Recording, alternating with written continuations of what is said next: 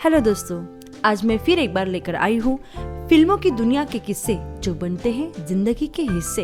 वैसे भी हिंदुस्तानी गाने हमारे जिंदगी का हिस्सा है और इसके बिना हम अधूरे हैं। इसीलिए त्योहार के गाने होते हैं, दिल के भी गाने होते हैं, बिछड़न के गाने होते हैं, होली के गाने, दिवाली के गाने और राखी के गाने। तो दोस्तों, आज मैं जो गाना लेकर आई हूँ इसके बारे में मैं आपको बाद में बताऊंगी। सबसे पहले आप सभी को मेरा प्यार भरा नमस्कार। मैं करिश्मा वाबले आप सभी का इस प्यारे से शो में स्वागत करती हूँ जिसका नाम है गीतों की कहानी करिश्मा की जुबानी।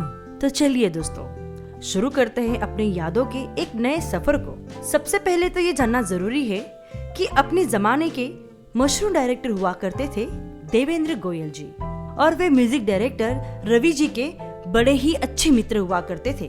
दोनों अक्सर गानों के लिए एक साथ बैठा करते थे।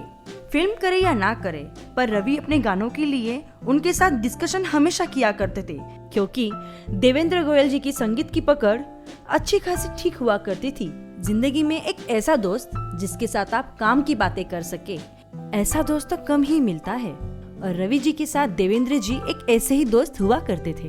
तो दोस्तों, हुआ यूं कि सन 1957 में एक फिल्म थी। फिल्म का नाम था एक साल। रवि जी ने उस फिल्म के लिए एक गाना बनाया और वो गाना उस फिल्म में नहीं रखा गया, पर धुन इतनी खूबसूरत थी कि देवेंद्र जी ने कहा उसको संभाल के रखो, इस धुन को कहीं ना कहीं तो इस्तेमाल किया ही जाएगा। और ये धुन बहुत ही बेहतरीन है, और उनके दिल के किसी कोने में ये गाने की धुन रह गई। और फिर समय बदला, आगे बढ़ा, और फिर एक दिन फिल्म डायरेक्टर देवेंद्र गोयल जी ने एक फिल्म प्लान की जिसमें रवि जी का म्यूजिक लिया, और सन 1975 की बात है, ये फिल्म बनी और फिल्म का नाम था एक महल हो सपनों का। किशोर दा का सुपर दौर चल रहा था। फिल्म का एक गाना भी हिट हुआ, दिल में किसी के प्यार का बुझता हुआ दिया। ये फिल्म जिसमें धर्मेंद्र जी ने अभिनय किया था उस जमाने में बड़ी हिट रही, और जब फिल्म के टाइटल सॉन्ग बनाने की बारी आई तब देवेंद्र जी को फिल्म एक साल 1957 का गाना याद था। तो उन्होंने सोचा क्यों ना उस गाने को यहाँ इस्तेमाल किया जाए। अब टाइटल सॉन्ग लिखा गया और गाना भी बन गया। फिल्म के सारे गाने किशोर दा ने ही गाए थे, तो जाहिर सी बात है कि ये गाना भी किशोर दा ही गाने वाले थे। अब किशोर दा ने गाना गा लिया, लेकिन कहीं ना कहीं देवेंद्र जी सेटिस्फाइड नहीं थे। उनको लगा इस गाने में जो कारीगरी है, जो बात मुझे अपनी फिल्म में कहनी है, जो बात मुझे अपने दर्शकों तक अपनी कहानी के माध्यम से पहुंचानी है, वो किशोर दा के आवाज में पहुंच नहीं रही। हालांकि किशोर दा अपने जमाने के बहुत ही कामयाब गायक रहे थे और 1975 में तो उनका सुपरहिट दौर चल रहा था।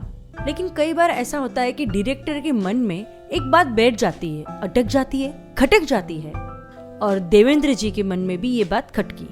और फिर उन्होंने सोचा क्यों न ये गाना रफी साहब से गवाया जाए। लेकिन अब किशोर दा को कैसे समझाए कि उनका डब किया हुआ गाना अब रफी साहब गाने वाले हैं, और रफी साहब भी किसी और का गाया हुआ गाना नहीं गाते थे। मगर किशोर दा इस बात को मान गए और उन्होंने डायरेक्टर से कहा कि कोई बात नहीं, अगर आपको रिजल्ट नहीं मिल रहा तो आप ये गाना किसी और से करवा लीजिए। अब जब किशोर दा तैयार थे तो रफी साहब भी ये गाना गाने के लिए तैयार हो गए और गाना रिकॉर्ड हो गया।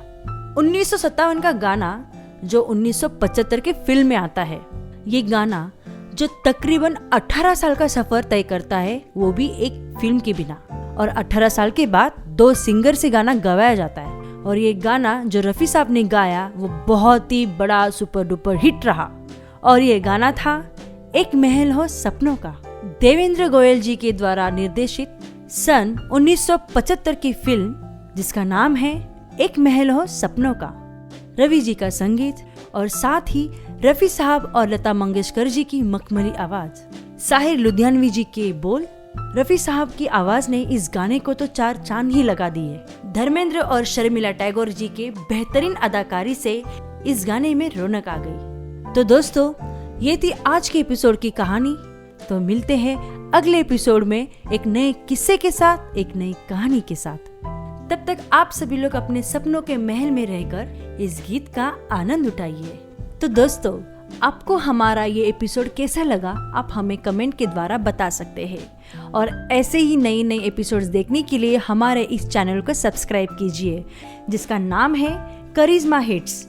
तो फिर मुलाकात होगी ऐसे ही नए किस्से के साथ में हमारे इस शो में जिसका नाम है गीतों की कहानी करिश्मा की जुबानी। धन्यवाद।